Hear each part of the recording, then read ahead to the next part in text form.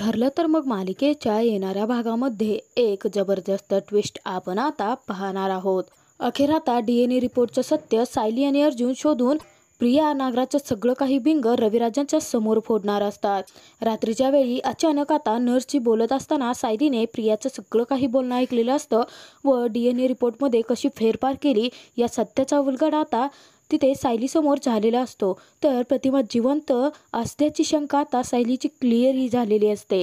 या सगळ्या प्रकरणामध्ये प्रिया हिचाच हात असल्याचं सायली सत्य शोधून काढणार असते व त्याचबरोबर आता सायली अर्जुनच्या मदतीने हॉस्पिटलमध्ये शोधाशोध करून अखेर आता DNA रिपोर्टच्या सत्याचा उलगडा करणार असते। तर तिथेच आता कुसुमताईच्या तोंडून दुसऱ्या सत्याचा उलगडा होणार असतो की कविता म्हणजेच प्रतिमा होती।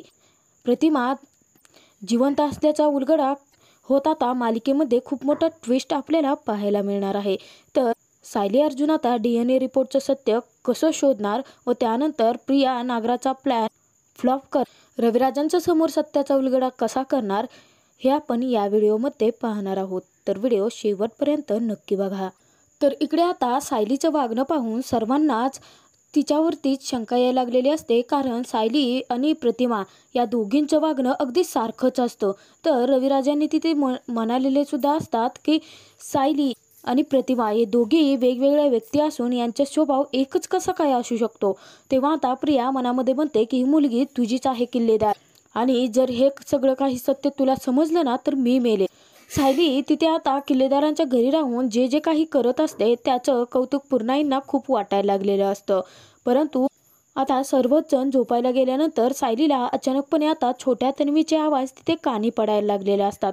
सायलीला परत एकदा तोच भास होत असतो। सायलीला तिच्यासोबत काय घडतंय, काय चालू आहे याचं काहीच भान राहिलेलं नसतं। सायली खूप घाबरलेली असते। सायलीच्या समोर अचानकपणे भूतकाळ उभा राहिलेला असतो आणि सायलीला आता याचा खूप त्रासही व्हायला लागलेला असतो। इतक्यात तिथे अर्जुन येतो। अर्जुन सायलीला विचारतो की काय झालं, तुम्ही ठीक आहात ना? तुम्ही किचनमध्ये असताना सुद्धा तुम्हाला असाच त्रास होत होता, नक्की काय होतंय तुम्हाला? तेव्हा आता सायली म्हणते माहीत नाही सर, परंतु खरंच मला इथे आल्यापासूनच असं खूप विचित्र असं वाटायला लागलं आहे। म्हणजे या घराशी नक्कीच माझा कसला तरी संबंध आहे असंच मला मनापासून वाटतंय। तेव्हा आता अर्जुन म्हणतो की ठीक आहे मिसेस सायली, तुम्ही जरा रिलॅक्स, तुम्ही थोडा आराम केला ना की तुम्हाला बरं वाटेल, चला। तेव्हा आता अर्जुन पुढे जातो तर सायली त्याच्या पाठोपाठ निघालेली असते। सायली तिथे आता प्रियाच्या रूमच्या शेजारून जात असताना अचानक प्रिया फोनवरती बोलत असते। तो आवाज सायलीच्या तिथे कानी पडलेला असतो। सायली पटकन थांबते तर प्रिया त्या नर्सशी बोलत असते। आता सुनीताने खूप सारे पैशांची अजून मागणी केलेली असते। तेव्हा प्रिया खूप चिडलेली असते।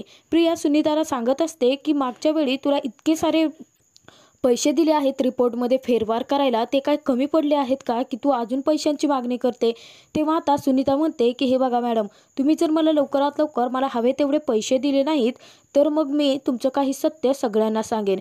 तेव्हा आता प्रिया सांगते की तू काय आता मला ब्लॅकमेल करायलेस? हे बघ, तू जर असं काही केलं ना तर तू विचारही करू शकत नाही की मी तुझ्यासोबत काय करू शकते ते। आणि प्रिया रागानेच आता फोन ठेवून देते। तर सायली विचार करते की अचानकपणे आता प्रिया नक्की कोणत्या रिपोर्टबद्दल बोलत होती, असं नक्की प्रियाने कोणत्या रिपोर्टमध्ये फेरफार केले आहे। आता सायलीचा प्रियाच्या प्रियावरती अजिबात विश्वास नसतो, कारण मधुभाऊंना तिने धोका देऊन साक्षीच्या बाजूने साक्ष दिलेली असते आणि तेव्हापासूनच सायलीचा प्रियावरचा विश्वास आता कायमचाच उडालेला असतो।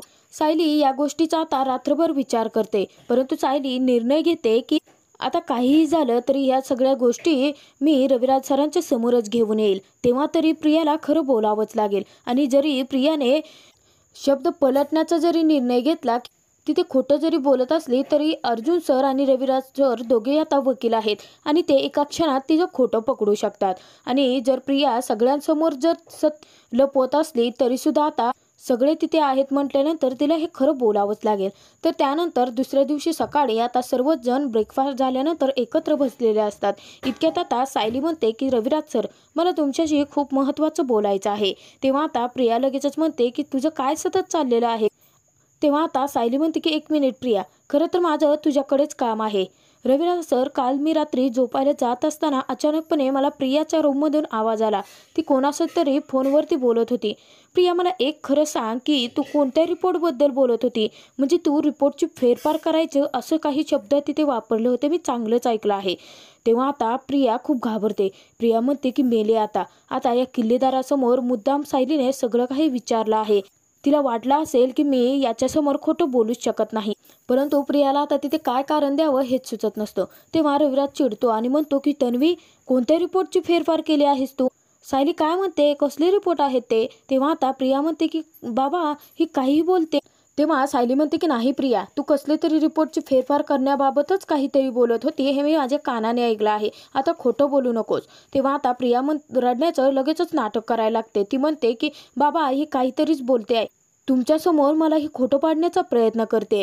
मी पासून एक गोष्टही माझी लपवलेली नाही. तुम्हाला माहिती आहे ना, प्रत्येक गोष्टी तुमच्यासमोर मी क्लिअर केल्या आहेत.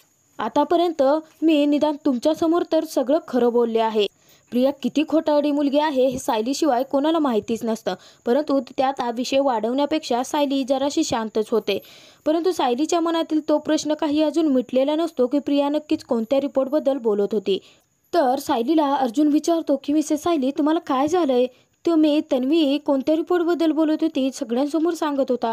तेव्हा आता सायली म्हणते की सर, मी रात्री तुम्ही जेव्हा मला बोलवलं होतं त्यानंतर झोपायला येत असताना मी प्रियाचं बोलणं ऐकलं होतं सर. ती कसल्या तरी रिपोर्टची फेरफार करण्याबाबतच काहीतरी बोलत होती. सर, माझ्या प्रियावरती अजिबात विश्वास नाही आहे, परंतु मला याचीही खात्री आहे की प्रतिमा त्यात जिवंत आहेत. तेव्हा अर्जुन म्हणतो की मिसेस सायली, अहो तुम्ही काय बोलताय? आपण त्या बॉडीवरती अंत्यसंस्कार करून आलो आहोत. प्रतिमा त्या आपल्या सर्वांना सोडून निघून गेले आहे. तेव्हा सायली म्हणते की नाही सर. सर, तुम्हाला एक गोष्ट जाणवते का? हे बघा, मला छोट्या छोट्या गोष्टीवरून सुद्धा रडू येतं. मी किती हळव्या मनाची मुलगी आहे हे तुम्हाला गेल्या वर्षामध्ये चांगलंच माहिती झालं असेल. परंतु प्रतिमा आता गेल्याची बातमी मिळाल्यानंतर सुद्धा आणि तिथे सर्वांसमोर सुद्धा मला अजिबात रडू आलं नाही. कारण माझं मन मला एकच गोष्ट सांगत होतं की प्रतिमा त्यात जिवंतच आहेत. का कोण जाणे मला माहीत नाही सर, परंतु माझा ठाम विश्वास आहे की ती बॉडी प्रतिमा त्याची नव्हतीच. तेव्हा आता अर्जुन म्हणतो, एक मिनिट मिसेस सायली, म्हणजे तन्वी ज्या रिपोर्टबद्दल बोलत होती त्या रिपोर्टचं सत्य मी तुम्हाला सांगतो. सिनेने आपल्याला सांगितलं होतं मंदिरामध्ये की प्रतिमा हत्याचं म्हणजे त्या बॉडीचं आणि तन्वीचं DNA रिपोर्ट मॅच करून पाहिले होते सिनियरने आणि ते रिपोर्ट मॅच झाले होते. कदाचित तन्वी त्याच रिपोर्टबाबत बोलत नसेल ना. तेव्हा आता सायलीच्या डोक्यात ट्यूब पेटते आणि सायली म्हणते की हो सर, कदाचित तेही रिपोर्ट असू शकतात. कारण कोणती तरी नर्स होती आणि प्रिया तिला म्हणत होती की तुला पाहिजे तेवढे पैसे मी दिलेले आहेत. आणि ती नर्स ना अजून प्रियाकडे खूप साऱ्या पैशांची बहुतेक मागणी करत असणार आहे आणि प्रियाने ते पैसे देण्याचा नकार केला. कदाचित सर हे सगळं काही प्रियानेच केलेलं कारस्थान असू शकतं. तेव्हा आता अर्जुन विचार करतो की परंतु तन्वी असं का करेल? तर सायली म्हणते की सर, तुम्ही प्रियाला गेल्या वर्षभरात तरी चांगलंच ओळखलं असेल.